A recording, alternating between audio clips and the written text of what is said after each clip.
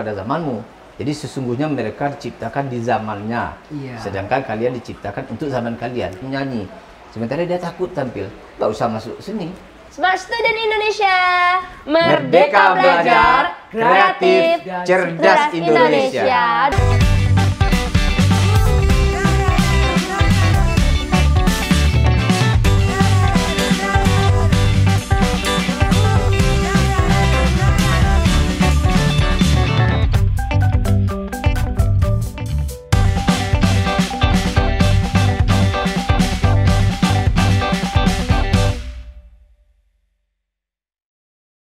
Assalamualaikum warahmatullahi wabarakatuh. Halo Smart Student Indonesia. Ya, perkenalkan saya Vira. Aku Kanafi. Hari ini kita pastinya bakal melaksanakan podcast yang kupas tuntas ya Kanafi. Iya benar sekali Vira. Pastinya kupas tuntas mengenai pendidikan dan sedikit menggelitik tentang seni juga pastinya. Dan hari ini kita harus menyapa dong sahabat Smart Student Indonesia di mana aja. Walaupun nggak bisa hadir di studio kita pada hari ini, pastinya kita bisa melangsungkan atau melihat podcast ini di mana saya namanya udah ada internet ya kan Nafi ya. Kalau misalnya kita bilang Smart Student Indonesia, maka teman-teman yang ada di rumah dapat menjawab Merdeka Belajar, Kreatif, Cerdas Indonesia. Sebagai contoh, misalnya Vira nih bilang Smart Student Indonesia, maka Nafinya jawab dengan gerakan yang penuh semangat juga, supaya teman-teman di rumah juga kebawa nih suasananya, semangat yang ada di dalam studio. Baik, kita ulangi lagi ya. Smart Student Indonesia, Merdeka Belajar, Kreatif, Cerdas Indonesia. Aduh, udah semangat ya kan Nafi? Walaupun cuaca di studionya lagi sendu mendung, tapi nggak apa-apa. Nggak apa-apa, podcast hari ini bakal seru banget pastinya ya. Dan pasti ada sedikit seni bagi teman-teman yang juga pencinta seni. Hari ini kita ditemani oleh Bapak siapa sih Kak Nafi? Nah, iya Vira. Tapi sebelum kita kenali narasumbernya nih. Ya. Kali ini kita podcast membawakan tema bertemakan audisi online yang berjudulkan Pelajar di Mata Praktisi. Iya, bagaimana sih pelajar itu pelajar juga sama dengan pemuda yang ada di Indonesia. Iya, pasti teman-teman sahabat Smart Student Indonesia pengen tahu sekali dengan narasumber kita kali ini. Narasumber kita kali ini nggak sembarangan narasumber karena memiliki wawasannya sangat begitu luas. Otomatis kan Nafi. Siapa Vira? Itu adalah Bapak Profesor Dr. Adipal MPD. Iya, teman-teman. Halo Bapak. Bisa kenalan loh, malah melihat-lihat Bapak ini tahu namanya. Mana tahu Bapak punya sosial media atau Instagram, Facebook gitu Pak. Kasih tahu aja Pak, nggak apa-apa Pak. Mana tahu menambah teman gitu Pak. Nanti dikasih tahu. Oke, boleh lah nanti ya teman-teman kalau misalnya mau kontekan sama Bapak. Iya. Sahabat Smart Student Indonesia, beliau merupakan wakil rektorat 3 UNP atau Universitas Negeri Padang. Iya, makanya udah dibilangin dari awal tadi. Itu dulu ya. Iya, itu dulunya. Udah habis. Iya, itu kalau nggak salah itu udah 2 kali periode ya Bapak? Ya, WR 4 1 periode. Iya. Wakil rektor 3 1 periode. Jadi 2 periode wakil rektor. Nah, sebelum apa nih Pak? Sebelumnya Bapak kabarnya adalah kepala jurusan dulu ya Pak? Ketua malah. Oke, ketua. Ketua Kak Vira, ketua sebelum ketua sekretaris. Ya, ada sekretaris jurusan. Nah, ini pengalaman juga. Ada ketua boleh cerita jurusan. dong Pak, mana tahu sahabat Smart Student Indonesia pengen tahu nih siapa sih Bapak ini gitu Pak. Jadi alhamdulillah mulai daripada dinas dulu di Universitas Negeri Padang dulu namanya IKIP. Iya. Jadi pernah menjabat sekretaris jurusan, ketua jurusan, wakil dekan, dan terakhir wakil rektor. Nah itu aja. Nah sekarang menjadi dosen biasa kembali ke jurusan. Dalam mata kuliah atau jurusan apa nih Pak? Ya sendera tasik. Jadi kebetulan Bapak menjurus ke bidang musiknya, pendidikan musik sekarang. Iya. Udah bergelut di bidang musik paling apa? Udah kental banget nih sama musik paling apa? Aduh Bapak pasti udah tahu sendera tasik itu. Teman-teman tahu nggak? Dunia ini semuanya seni loh, ya kan Pak? Ya. Semuanya itu seni gitu, ya kan Pak? Kita berbicara aja seni gitu, ya kan Pak? Aduh, gak usah basa-basi deh. Bapak ini sangat menginspirasi kita semua loh Vira. Kenapa? Karena Bapak ini di usia sekarang ini saya menilai Bapak sangat lebih masih muda ya Pak. Aduh, apalagi malu. Bapak udah pernah juga menjabat sebagai wakil rektorat 3 UNP. Kita sebagai anak muda nggak mau dong kalah dengan Bapak Adipal. Termotivasi pastinya kan Nafi? Pasti Kak harus lebih dari Bapak. Amin. Karena kenapa itu demi keras, negara kita juga, demi negara karena Indonesia. pemuda ini salah satu wadah penyambung agar Indonesia lebih baik dan sejahtera. Iya. Amin. Baik Bapak. Tadi kan sudah disebutkan oleh Kak Nafi juga Bapak Hari ini kita akan berbincang-bincang lah Pak mengenai bagaimana sih pelajar di mata praktisi gitu Bapak. Bapak kan tahu sendiri ya, pelajar berarti pemuda yang mungkin akan bisa menjembatani Indonesia ini menjadi lebih baik lagi. Pastinya ya kan Afi, membawa dampak perubahan yang besar. Benar sekali. Karena pemuda saat ini tuh berperan besar bagi keberlangsungan dan bagaimana masa depan Indonesia itu ada di tangan pemuda, ya kan Afi? Benar sekali Kak Fira. Pertanyaannya berat sekali nih. Ringan-ringan aja dulu Pak. Baiklah. Aduh, langsung aja deh. Udah boleh Bapak jawab nih? Boleh Pak, boleh Pak. Silakan aja Pak. Boleh Pak, boleh Pak. Terima kasih. Assalamualaikum warahmatullahi wabarakatuh. Waalaikumsalam. Selamat sore, salam sejahtera untuk kita semua. Ini terima kasih nih Bapak udah diundang untuk ikut Bapak. diskusi. Ini diskusi nih terkait pelajar di mata praktisi. Iya. Nah, ini dalam podcast Smart Student Indonesia. Ya. Sebelumnya Bapak tertarik dengan moto podcast ini. Wah. Iya Pak. Ya, ini bagus sekali motonya, yaitu terima kasih Bapak Merdeka Belajar, wow. Kreatif, Cerdas Indonesia. Pastinya Bapak. Ya. Kalau kita lihat dengan beberapa suku kata ini, kalau pemuda sekarang melaksanakannya dengan sungguh-sungguh dan serius, gigih, wah Indonesia jadi juara nih. Anak-anak Indonesia ini menjadi penguasa di tuan rumah sendiri, bukan menjadi orang nomor 2 di Indonesia.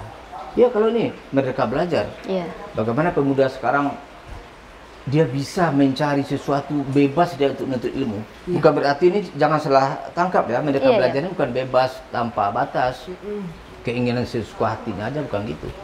Tapi Merdeka Belajar ini adalah diberi wewenang dia memilih potensi apa yang dimiliki oleh dirinya. Sehingga sekarang di kampus itu diberi peluang mengambil SKS di perguruan tinggi lain. Contohnya dia orang seni, dia ingin mengambil manajemen, agak 20 SKS boleh. Dia ingin mengambil bahasa Inggris, karena dia pikir gini, kalau dia orang seni, bagaimana dia memanage pertunjukan? Ambil kuliah manajemen. Nanti di seni itu ada beberapa referensi yang bahasa Inggris, dia ambil jurusan bahasa Inggris, jadi terbantu. Jadi itulah yang bebas mereka. Yang kreatif, bagaimana dia, anak-anak sekarang kreatif ini. Kalau kami dulu dikasih tahu oleh dosen, guru, ya nganggu-nganggu aja. Ya maaf interupsi Pak, disuapi dulu lah ya Pak materinya Pak. Tunggu disuapin dulu. Ini materi, udah gitu ya Pak. Kalau udah kenyang kami pulang lagi. Udah pulang lagi. Nggak mikir apa-apa. Tapi anak sekarang nggak gitu. Pak, dikasih lagu satu dia kembangkan. Diinvestigasinya, dicarinya kenapa lagunya kok gini. Kenapa akornya gini, kenapa melodinya gini. Begitu juga musik. Aransemennya gini, kenapa? Dia bertanya terus, itu yang kreatif. Cerdas Indonesia, ya kita berharap. Kalau kita pengertian cerdas itu udah jelas, kita tidak bisa bisa bergaul, bisa memahami sesuatu dengan tepat, dengan jelas, ya enggak? Iya, Pak maaf interupsi Pak. Berarti pemuda sekarang ini harus memiliki pola pikir kritis berarti ya Pak? Betul, ya. Mengenai pola pikir kritis, Fira mau nanya dong Pak, boleh lah ya Pak, kita mau nanya dulu ya hari ini ya kan Afi. Mau nanya, gimana sih pendapat Bapak tentang potensi yang ada serta talenta pada pemuda Indonesia saat ini? Bagaimana tanggapan Bapak? Monggo dijawab Bapak. Iyalah. Karena kita sangat pengen tahu nih ilmu dari Bapak untuk kita. Gimana sih pendapat Bapak Bapak gitu? belum menjawab tadi yang pemuda zaman sekarang. Oh boleh Pak, boleh sedikit lagi ilmu. Oke boleh Pak. Boleh. Jadi dengan adanya moto yang di atas tadi, Merdeka Belajar, Kreatif, Cerdas Indonesia dan segala macamnya. Bapak teringat pesan Ali bin Abi Thalib. Iya Pak. Apa itu Pak? Dia tentang pendidikan anak. Dia bilang gini, ajarilah anak-anakmu sesuai dengan zamannya. Karena mereka hidup di zamannya. Iya. Nah, mereka bukan pada zamanmu. Jadi sesungguhnya mereka diciptakan di zamannya. Sedangkan kalian diciptakan untuk zaman kalian. Nah, ini mengarah ke pertanyaan tadi, bagaimana zaman dulu, sekarang dia akan datang. Nah, kalau kita lihat ungkapan dari Ali bin Abi Thalib tadi, saya akan melihat ini. Kita mengetahui bahwa pelajar yang dapat dikatakan pemuda itu, dia merupakan kekuatan atau potensi bagi negara sebagai armada dalam kemajuan bangsa. Oleh karenanya, Peran pemuda sangat penting dalam mengisi pembangunan dan mempertahankan kemerdekaan bangsa. Wah, saya setuju. Nah, terkait dengan potensi tersebut, talenta pelajar di Indonesia yang dulu nih, sekarang dan esoknya bukan berarti habis ini ya. Yang akan datang ya Pak, yang akan datang ya. Saya bilang esok saja gitu. Ya. Kalau nanti takut dikira setelah ini Pak, bukan gitu. Bukan lah ya teman-teman, bukan ya. Potensi talentanya berbeda. Kalau pelajar yang dulu, kini dan esok, kalau potensi dan talenta pelajar zaman dulu kurang dapat dikembangkan. Kurang dapat dikembangkan. Maaf interupsi Pak, berarti kurang dapat dikembangkan berarti potensi dirinya nggak tahu dong Pak. Saya ini apa ya sebenarnya potensinya? Berarti begini, kurang seperti itu ya Pak? Kalau belajar itu terpusat dari guru saja. Dia menunggu dari guru. Guru ini benar-benar Tuhan gitu. Nggak mau kita melawan, takut gitu. Iya, takut dikasih celah nanti nilainya nggak naik kelas. Apa dikata guru ya itu gitu. Nggak mau dikembangkan lagi. Itu jadi nggak berkembang dia. Jadi bagaimana mengembangkan potensi serta talenta para pelajarnya. Di samping zaman dulu fasilitas juga kurang. Nah, bagaimana? Bapak kan merasakan tuh. Mungkin kami dengan Pak Nov yang tukang kegiatan ini apa itu yang promotor apa namanya itu? Iya, mempromosikan ini. Pak Nov itu kami belajar dulu kadang-kadang mau main talempong alatnya kurang. Mau main piano satu kami ada puluhan, antri sampai malam. Jadi itulah kondisi dulu, kurang berkembang. Nah, kalau kita lihat pelajar zaman ini ya, wah, kini kita sebut ada Anda nih, milenial ini. Ya, milenial lah ya. Sahabat Smart Student Indonesia juga Pak, dia milenial semua gitu ya Pak. Nah, ini yang digadang-gadang kan menjadi motor penggerak masyarakat saat ini. Iya, pastinya. Cuma jumlahnya sekarang agak sedikit, yaitu sebanyak 25,87% dari total penduduk Indonesia. Jadi generasi tersebut dapat dikatakan dengan mudah dikembangkan potensi dan talentanya. Yang milenial itu, itu mudah. Nanti Anda akan tahu kenapa mudah dikembangkan. Iya baik, oke Bapak. Kenapa? Mengingat saat ini dunia memasuki revolusi digital atau industrialisasi. Jadi adanya penggunaan internet, mudah sekali anak-anak itu berkembang. Kadang-kadang contoh seni, dia nggak harus pergi ke Bali untuk melihat tari kecak gitu ya Pak. Dia buka aja YouTube dapat. Terus musisi-musisi dia pergi ke daerah terpencil di Irian, dibuatnya YouTube, disebarkannya. Dia kreatif sekali. Jadi ini benar-benar kalau generasi milenial ini dimanfaatkan secara maksimal dan bisa menggunakan teknologi internet namanya sekarang, ada database, ada big data, banyak macam-macam, ada cloud dan segala macamnya. Itu benar-benar kalau digunakan akan dapat mengakses informasi baik, menyelesaikan tugas-tugasnya atau berkarya dan segala macam. Oke, baik Pak, interupsi sedikit dulu Pak. Silakan. Berarti kita dapat tanggapi ya, Smart Student itu sahabat Smart Student Indonesia maksudnya kan Afi. Duh belibet ya kan Afi. Berarti gini kan Afi, internet ini banyak manfaatnya Pak, tapi pisau bermata dua, ya kan Pak? Betul. Bagaimana tanggapan Bapak mengenai internet ini bisa dijadikan manfaat kayak tadi kan? Mereka yang mau belajar tari Bali, tari kecap, nggak perlu jauh-jauh ke Bali ya kan Pak? Cukup melihat di YouTube, searching aja, keluar tuh semuanya. Mulai dari instrumennya, instrumental itu banyak sekali, contoh gerakan dan semacamnya Pak. Tapi bagaimana sih pendapat Bapak mengenai internet itu kan baik tuh untuk pemuda yang saat ini. Tapi yang buruknya lagi deh Pak, kita kaji dikit nih Pak. Bagaimana tanggapan Bapak? Boleh dong Pak tanya-tanya dikit ya Pak? Bapak, sebenarnya ini menjadi masalah serius ini.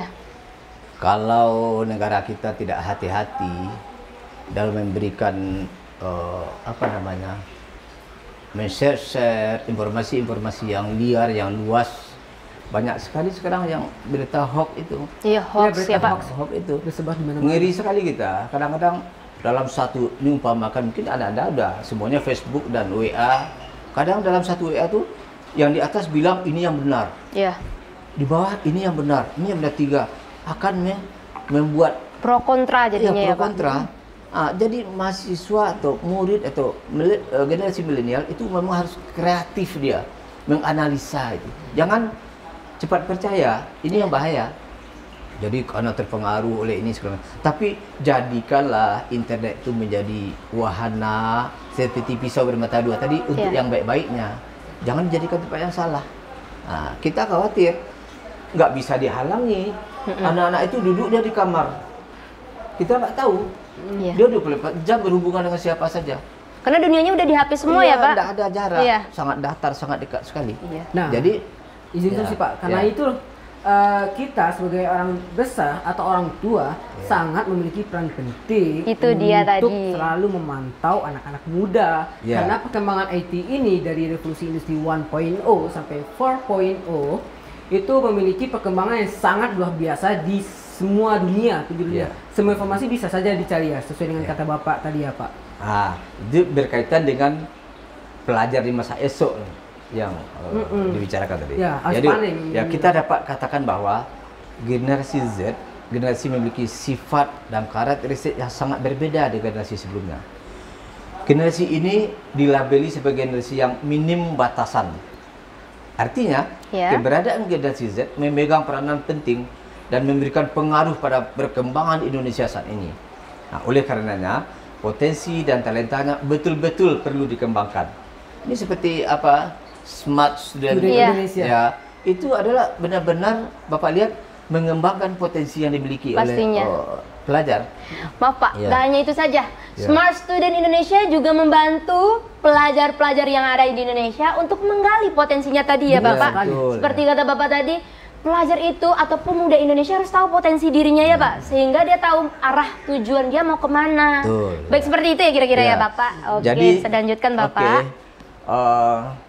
Kalau manusia siapa saja makin paham dia dengan talentanya, makin memahami dia, makin pintar dia akan keberhasilannya makin tinggi. Makin tinggi ya Pak. Contohnya kalau saya tanya, siapa namanya? Vira tadi Pak. Vira berapa persen tahu dengan diri Vira? Aduh, bangga aja lah ngomong 90% lah. Si apa? Kalau Nafi sejauh ini di bawah Vira. Pede aja lah Pak, 90% Pak. Karena itu tadi tujuan kita sekarang Pak, sangat mengetahui gimana sih cara kita mengenal potensi diri. Harus menggali lah ya Pak, menggali potensi. Bapak bilang tadi, kalau persentasenya tinggi, tingkat keberhasilan tinggi. Pede aja dulu Pak. Karena kita tahu. Jadi kita bisa mengukur sendiri berhasil, kita tahu enggak? Ya. Contohnya, kita memahami diri kita. Pernah nggak kita, ini yang hal sederhana bagi pelajar atau mahasiswa. Kalau saya kuliah, saya duduknya di kiri. Kenapa karena tuh, Pak? Telinga kanan saya, telinga kiri saya agak bermasalah. Jadi supaya pas. Saya duduk di depan karena mata saya nggak bisa ini. Saya duduk tempat teman yang diam karena saya nggak konsentrasi dengan orang. Pernah nggak kita pikir itu? Itu memang analisa diri. Itu kecerdasan. Atau kalau dengan Bapak ini saya kuliahnya seperti ini. Atau sedikit lagi, kalau saya belajar saya subuh. Habis sholat subuh baru saya fokus. Ada orang, saya kalau kuliah tuh nggak perlu bawa buku, tapi saya perhatikan aja. Nanti saya tahu. Ada yang harus mencatat. Ribuan itu yang harus kita pahami. Kapan kita mengetahui diri kita? Bahkan, maaf saja, saya makannya jam inilah. Karena energi yang saya keluarkan segini, sampai segitu. Kalau kita berhasil memahami siapa diri kita, akan sukses. Jadi orang yang gagal itu bukan orang yang bodoh, tapi tidak berhasil memahami. Bapak contohkan lagi. Oke Pak. Baik Bapak, nggak apa-apa. Kira hobi menari. Nari. Tapi karena teman nyanyi, kita ikut nyanyi. Akhirnya suaranya fales, nggak lulus. Bukan dia bodoh, tapi nggak menempatkan siapa dirinya. Jadi oleh sebab prinsipnya dengan kecerdasan smart tadi, Pak. Siswa yang pintar-pintar, dia harus memahami siapa dirinya. Oke, baik Bapak, interupsi dikit ya Pak. Oke, silakan. Jadi berarti kalau misalnya kita mengetahui potensi diri itu berarti gede dampaknya dong Pak. Jalan yang mau kita tuju itu kita tahu, setelah itu kita mengenali. Lebih tepatnya itu yang paling poin penting ya Pak. Kita kenal siapa sih diri kita. Kebanyakan orang itu dong Pak, yang susahnya itu Pak. Dia nggak tahu jati dirinya itu mau apa, mau kemana gitu Pak. Bapak kasihan Pak, kadang-kadang ada mahasiswa udah mau tamat ditanya mau jadi apa nanti, belum tahu Pak. Bayangkan udah 4 tahun dia kuliah, ada planning, udah praktek dia di sekolah, harusnya dia bilang saya jadi guru, saya jadi pendidik, harusnya gitu. Pokoknya percaya diri aja tapi nggak tahu dia mau jadi apa. Harusnya baru masuk contoh dia ngambil kedokteran, Dia harus tahu jadi apa yang akan dilaluinya setelah besar. Dia akan melihat orang operasi, dia akan melihat darah, kecelakaan segala, udah akan dialaminya. Sementara dia takut darah. Aduh. Atau dia ngambil keahlian listrik. Dia ngeri ke lapangan, manjat-manjat ngeri. Harus sudah tahu, baru masuk dia tahun 1 dia pahami dulu. Jadi apa saya nanti? Kalau seni saya harus tampil di masyarakat. Saya harus menari, harus menyanyi. Sementara dia takut tampil, nggak usah masuk seni. Seni harus berhubungan dengan masyarakat, nggak bisa sendiri. Harus berani ya Pak. Itu beberapa contoh bahwa kita harus memahami siapa diri kita. Kalau enggak, terima aja lah kegagalan. Ya, benar. Kan contohnya si Nafi, contohnya dia dapat pekerjaan, lulus dia kerja di bank. Tapi dia nggak hobi, tiap masuk hatinya sakit. Kerja bank dia nggak nyaman. Untuk apa? Menyiksa diri. Tapi kalau udah masuk di sana, tetap harus siap untuk kerja itu. Nggak boleh tanggung-tanggung. Jadi kalau ada generasi muda kita, pelajar pemuda kita yang ragu-ragu masuk ke situ, itu adalah kegagalan. Maka kita akan dikuasai oleh orang lain. Karena ragu tadi ya Pak? Jadi Bapak setuju sekali nih kegiatan Smart Student ini. Smart Student Indonesia. Supaya guru-guru yang mendengar sekarang, supaya menyuruh anaknya ikut. Bacalah apa itu Smart Student, apa latar belakang orang membuat ini, mau jadi apa anak kita. Ini wadah. Nanti di sekolah kita ngajarkan 1-2, dengan Smart Student dia bisa mengembangkan. Nah, dia bisa berprestasi. Nah, itu sarannya aja. Benar sekali. Benar sekali. Sahabat Smart Student Indonesia. Ini sesuai dengan perkataan dari Pak Arifal tadi ya, sahabat Smart Student Indonesia. Benar sekali, kita sebagai anak muda itu harus bisa mengukur tolak ukur diri kita dalam mengambil bidang apa saja. Jangan teman kita mengikuti itu, kita juga mengikuti itu juga. Ya salah besar itu ya Pak. Salah besar. Sukailah bidang yang Anda sukai. Karena kita yakin dan percaya kita semua ini pintar loh teman-teman, sahabat Smart Student Indonesia, pintar di bidang masing-masing. Karena kita memiliki kapasitas yang sama di dalam bidang pemikiran akademik dan non akademik ini teman-teman. Ingat sedikit bagi kita orang beragama. Pak. Allah memberi kita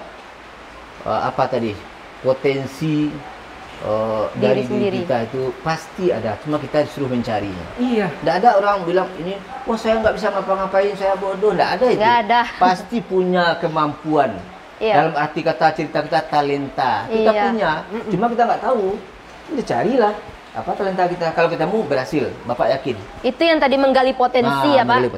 Balik lagi tadi kita ke awal ya berarti ke Nafi. Balik tadi berarti ke apa?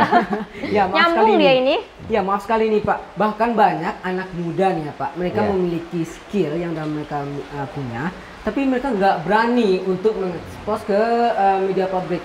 Ya karena ragu-ragu tadi kan Nafi. Nah tapi itu nanti bisa Bapak jawab di pertanyaan selanjutnya nanti. Itu bakal ada itu pertanyaannya. Silakanlah Nafi, pengen tahu deh. Iya, ini lanjut ke pertanyaan selanjutnya ya Bapak. Apakah dengan hubungan apa itu tadi, hubungan potensi ini, potensi anak muda ya Pak, berhubungan dengan apa, kultur budaya yang ada di Indonesia. Karena sama-sama kita tahu ya Bapak, di Indonesia ini kita memiliki budaya yang banyak. Jangan karena nilai titik rusak semuanya. Rusak susu sebelangga ya. Sangat ada hubungannya antara dengan kultur ya, potensi dengan kultur.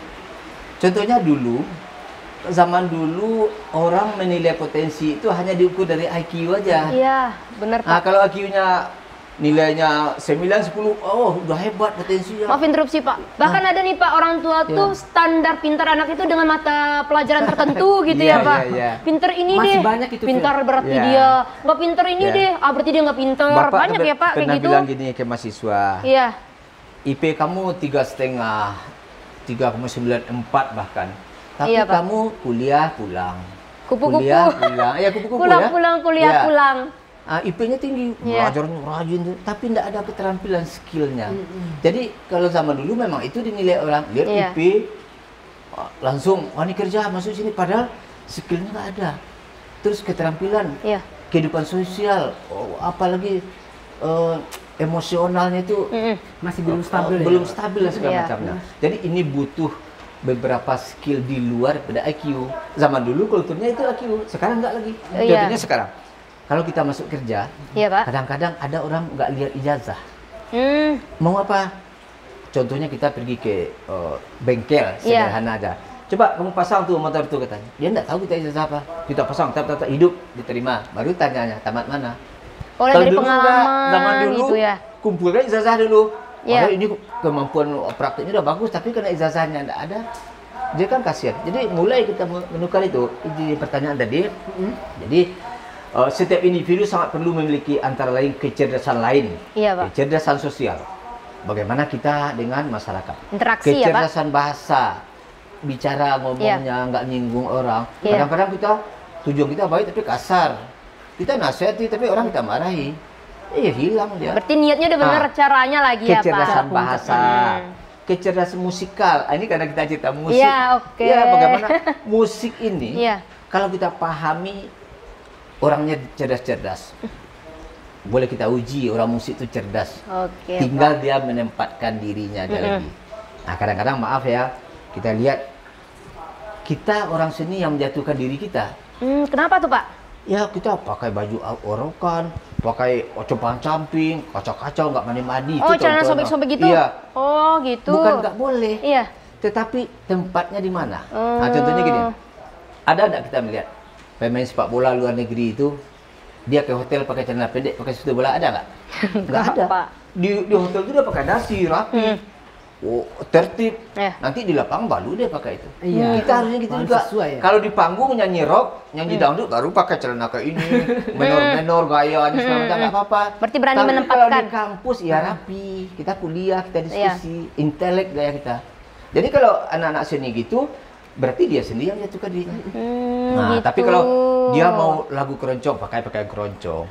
Dia mau drama sebagai orang mabuk, ya gaya orang mabuk dong. Ini enggak apa-apa. Tapi yang salah pengertian itu, kadang-kadang Bapak melihat cerita orang seni, wah seni nggak tertib, wah seni nggak disiplin. Salah besar itu. Coba gitu. Orkes simfoni, satu ketuk aja tinggal nggak disiplin, kacau semua. Ngulang lagi itu Pak. Temponya salah, kacau itu semua. Nanti hasilnya nggak sesuai dengan harapan ya Pak. Disiplin itu dari segi waktu, nanti disiplin dari segi rasa, saling menghargai. Nanti kita main trompet ya nggak?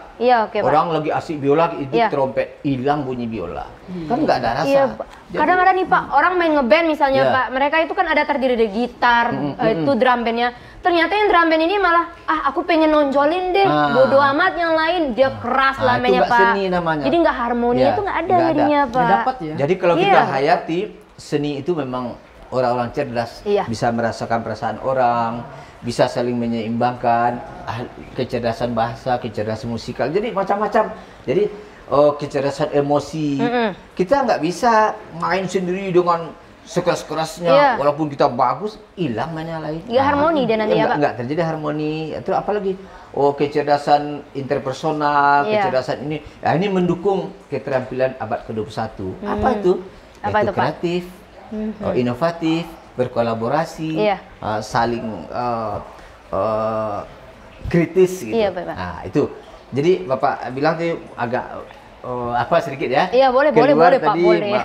Bahwa seni itu sebenarnya menguasai dunia. Iya benar. Nah, kalau dulu orang bilang apa pelajaran kesenian? Oh, kesenian. Nanti guru-gurunya asal-asal nyanyi, nari bebas atau gambar bebas ya kasih kata putih, bukan itu. Seni itu adalah menanamkan rasa ke anak bahwa dia tidak bisa lepas daripada seni.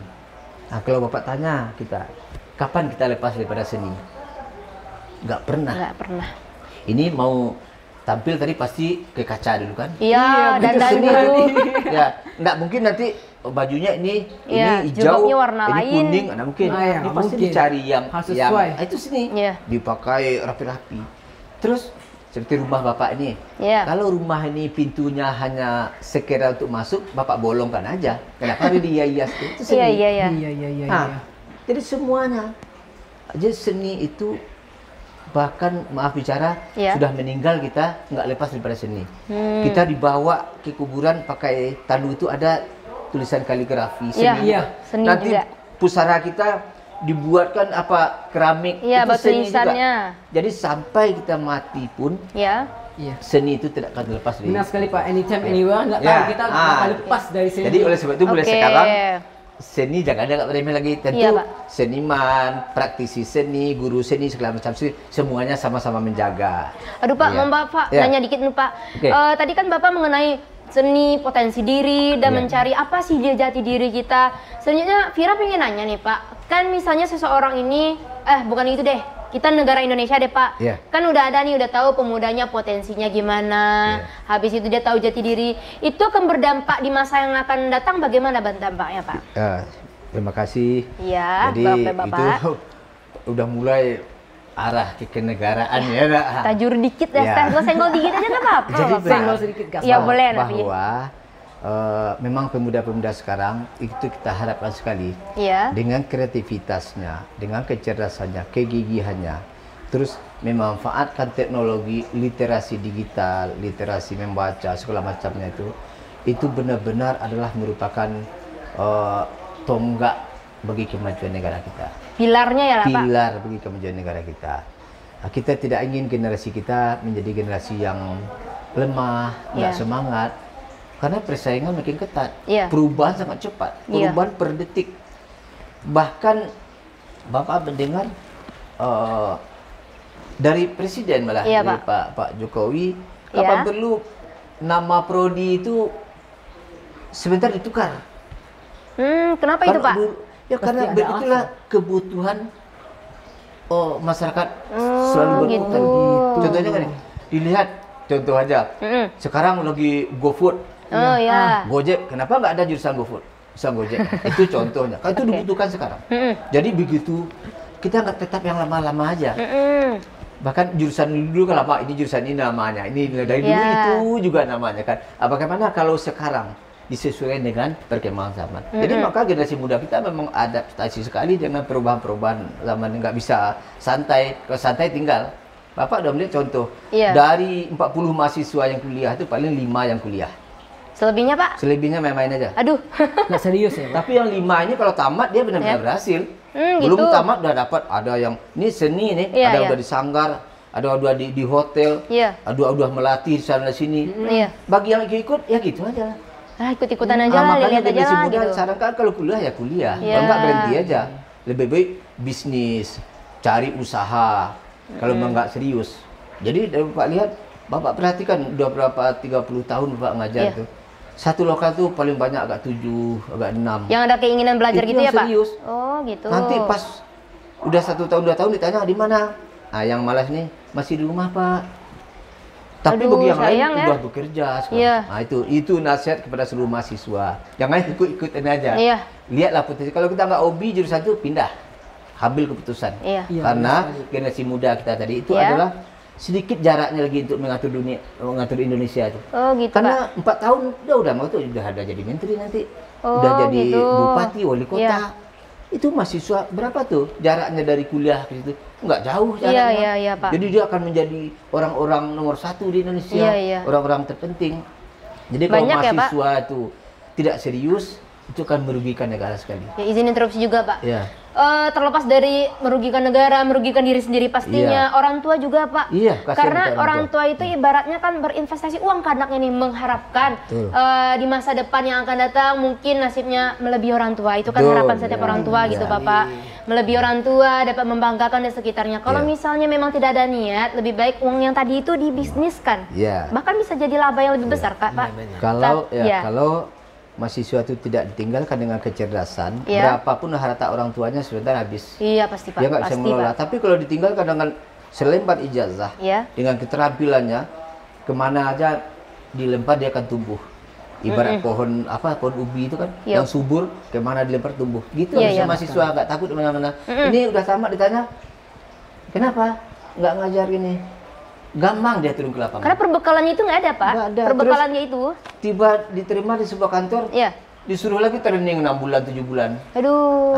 Jadi sekarang jadinya kampus sekarang udah berusaha memberi keterampilan semaksimal mungkin supaya mahasiswa setelah tamat dia langsung bisa bekerja mandiri. Benar sekali Pak. Tapi instruksi nih ya Pak. Tadi itu pertanyaan dari Vira itu dari segi kultur negara ya Pak. Tapi tadi pertanyaan dari Navitali itu adalah dari budaya, potensi dari kultur budaya yang ada di Indonesia. Kalau yang dari negara tadi itu ada juga hubungan dengan budaya tadi ya Pak. Sekaligus potensi ya tadi. Benar sekali.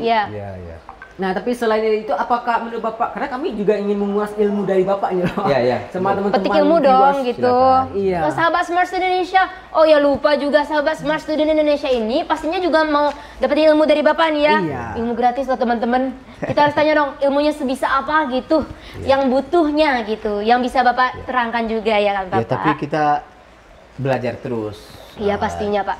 Sampai seperti agama kita kan, tuntutlah ilmu sampai hilang lahat. Kita belajar terus. Oh, aku pikir sampai ke Cina. Beda lagi kalau beda server. Dia beda server ternyata. Intinya gitu. Kadang-kadang kita baru tamat S1 udah udah merasa hebat. Tamat S2, tamat S3 atau udah profesor udah merasa hebat. Padahal ilmu berkembang. Contoh Bapak profesor, mungkin ilmu Bapak yang dulu sekarang nggak terpakai lagi. Bapak harus belajar terus. Jadi nggak ada istilah udah hebat, udah pintar, nggak ada. Nggak akan maju kita. Nah itu, jadi itu motivasi saran kepada kita semuanya, belajar terus. Di mana aja, kapan aja. Nggak harus kuliah belajar. Alam tekamahnya di guru kan? Iya bener Pak, bener. Di UNP, Universitas Negeri Padang itu motonya. Jadi di mana dia duduk dia belajar, dianalisa, diinvestigasi ini apa nih. Nah jadi gini Pak, pertanyaan dari Nafi juga. Soal terkait internet itu dengan kultur di budaya Indonesia ini. Apakah bakal berpengaruh Pak terhadap budaya di Indonesia yang sudah ada? Apakah anak muda bakal bisa terlupakan dengan budayanya sendiri? Karena takutnya begini. Potensi udah ada gitu ya. Datang potensinya itu bakal hilang dengan sendirinya bersama budaya tadi. Betul. Jadi begini, satu sisi kita harus mau tak mau siap dengan teknologi, harus belajar aplikasi-aplikasi apa aja. Seperti kata Bapak tadi, Internet of Things itu harus dikuasai. Satu sisi lagi, kita harus mempertahankan budaya kita. Budaya kita banyak ribuan. Manfaatkan teknologi untuk mengangkat itu, bukan dihilangkan. Contohnya gini, anak tali. Iya, orang kadang menggunakan teknologi itu untuk main gitar. Dia nggak main lagi. Kadang-kadang drum udah bisa teknologi, bisa tuh. Tetapi yang dimainkannya itu usahakan budaya-budaya yang ada. Nah, contohnya kita ingin ada saksofon, ada trombon, ada musik-musik segala macam. Bawa lagu Tak Tontong. Kolaborasi lah dia nanti ya Pak. Jadi teknologinya jalan, kolaborasinya jalan, tetapi seni budayanya nggak tinggal. Tapi kalau kita nggak mau, enggak nih, nanti rusak seni tradisi saya. Kapan orang tahu? Contohnya ada tradisi di Irian, di pedalaman. Nggak boleh dibawa keluar. Contohnya, nggak boleh dibawa keluar di pedalaman. Gimana orang tahu? Tapi datang orang ke sana, di shootingnya kan menggunakan teknologi di shooting, diangkat budayanya, nanti diedit segala macam, dibawa. Tetapi yang nilai pokoknya nggak boleh hilang. Tari kecak itu kan memindahkan bunyi musik ke mulut, cak. Adanya gendang itu, tapi dengan mulut. Akan kreativitas dia. Kalau yang aslinya mungkin nggak itu, kita nggak tahu. Yang aslinya mungkin ada alat musiknya dari apa yang dulu, dipindah ke mulut. Oke Bapak. Ada di banyak tuh Bapak lihat kolaborasi. Terus musik dua warna, remix juga apa tuh Pak? Bahkan anak muda zaman sekarang itu lebih suka kayak K-pop, tapi diiringi dengan tarian-tarian yang ada di Indonesia. Itu banyak loh Pak di Instagram keluar. Jadi ada dua itu, satu sisi teknologinya nggak tinggal, kita belajar, satu lagi budaya tradisinya diangkat. Yang masih ditahankan dan diperkenalkan oleh seluruh dunia. Jadi kenapa kita ini mengikuti arus globalisasi, tapi maaf ya teman-teman, tapi kita ini tetap memfilter yang mana yang baik, yang mana enggak ya Pak, dan tidak meninggalkan budaya kita. Seperti itu ya kira-kira ya Bapak. Oke. Aku cintailah Indonesia. Ya pasti ya, produk Indonesia. Iya semuanya produk Indonesia. Kita budaya kita ribuan, belum terangkat, angkatlah dengan teknologi itu. Cari, rekam. Kalau enggak dia akan hilang sendiri. Itu teknologi. Kita dalam negara maritim. Jangan merekam yang hal yang salah-salah. Ini teknologi yang sesat jadinya. Itu rekamlah yang betul, yang benar, mengangkat budaya kita. Seperti pisau mata dua tadi ya kan Pak? Betul. Bagaimanapun kita tinggal di Indonesia, di pulau maritim yang banyak suku, budaya, agama dan ras, banyak itu. Dan bahkan kalau aku ya Pak, Vira bangga tinggal di Indonesia. Bentar kan Nafi, Vira pengen tanya nih dari tadi gregetan. Pak, mau nanya dong Pak. Gini. pelajar Indonesia tadi kan kita udah tahu nih Pak potensinya gimana, mencari apa itu siapa sih kita gitu, udah tahu kan Pak. Sekarang mau tanya Pak mengenai kreativitas pelajar Indonesia, terus apa sih dampaknya untuk Indonesia pastinya juga Bapak? Iya, kreativitas pelajar dengan kemajuan teknologi, nah, ini menurut Bapak mengembangkan kreativitas pelajar sangat mudah. Kenapa? Karena bisa dilihat dari 5 karakteristik generasi Z tadi. Apa tuh Pak? Yang pertama media sosial. Oh gitu. Media sosial. Iya, media sosial itu gambaran tentang masa depan generasi ini. Iya. Media sosial menjadi jembatan atas keterasingannya. Tidak bisa terasing lagi, walaupun kita jauh, bisa dekat, bisa ketemu, ya enggak? Iya Pak. Terus Pak, pasti, karena Pak. semua orang dapat terhubung. Iya, karena media sosial tadi Pak, di mana aja gitu Pak. Berkomunikasi, berintegrasi. Nah, ini kaitan karakteristiknya. Dan kedua, berhubungannya dengan kesenjangan keterampilan yang dimungkinkan terjadi. Kenapa? Gitu. Nah, kalau seandainya media sosial ini tidak merata ke tempat-tempat daerah tertentu, ini akan terjadi kesenjangan. Oh pasti Pak, pasti. Kesenjangannya akan bisa diatasi dengan itu. Contohnya dulu kita mau ujian ini, Pak. kita udah selesai ujian, orang Mentawai soalnya masih di atas laut. Oh tapi coba teknologi canggih, baru dikirim dari pusat Jakarta sampai semuanya merata jadinya ya Pak, semuanya kena gitu. Jadi ini kemajuan teknologi ini sangat meningkatkan kreativitas, sangat sekali. Jadi anak-anak kadang-kadang di rumah dia santai aja, dipelajarinya aplikasi ini, dirubahnya sebuah musik, itu kan kreativitas. Nanti dikirim, banyak loh YouTuber yang kecil-kecil itu, Pak. dengan menggunakan aplikasi, baru SD, SMP udah gaji 15 juta 1 bulan. Iya Pak, banyak banget tuh dia itu. iseng-iseng aja, digunakan teknologi ini, dibuatnya entah gambar, entah karikatur dikirim, nanti orang pada merespon, udah dapat penghasilan dia. Jadi ini yang belum sampai lagi. Ya bahkan yang lucunya ya Pak, kalau yang masa era 90 sampai era 80 yang dulunya cita-citanya ingin jadi pemangku negara ya Pak, banyak. Tapi kalau anak zaman milenial sekarang inginnya jadi YouTuber. Betul. Yang mengikuti juga digitalisasi juga. Gitu sesuai dengan kemajuan zaman. Itu bagus juga, tapi asalkan nih teman-teman jangan sampai terbawa arus yang membawa teman-teman ke arah yang negatif. Pandai-pandai teman-teman. Jadi ini bagus itu pikiran kita. Ini tugas daripada orang tua, masyarakat dan pemerintah. Dia harus peduli semuanya. Jangan dibebaskan aja anak-anak kita. Contohnya nanti di jalan-jalan tawuran-tawuran gini, ya masyarakat harus peduli. Jangan bilang, wah itu bukan anak saya, biarin aja. Jangan gitu. Nampak terjadi perkelahian, oh enggak anak saya berkelahi, harus selesaikan. Itu tugas bersama sebenarnya ya Pak. Yang pemerintah juga gitu. Mungkin ada Menkominfo itu kan ada siaran-siaran tuh, bagaimana kita memfilternya. Ini pantas disiarkan, ini enggak nih. Kalau enggak semua anak-anak kecil besar dia bisa buka semuanya. Kontennya enggak. Takutnya ada juga yang ketelan hoax gitu Pak. Itu. Gitu. Dibuka pun dibuka. Jadi kasihan kita. Inilah. Kasihan. Terus guru.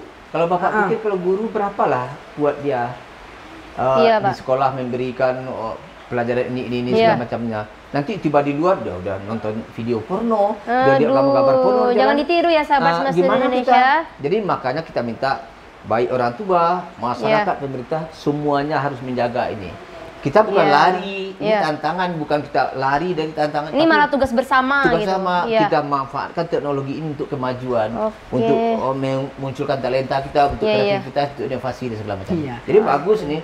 Jadi sekarang orang bilang takut teknologi. Padahal nggak usah ya Pak. Harus masuk, sedang kalau tinggal kita. Tinggalan zaman. Karena bagaimanapun teknologi bakal membawakan kita kesuksesan. Bagaimana tergantung cara kita pembawaannya.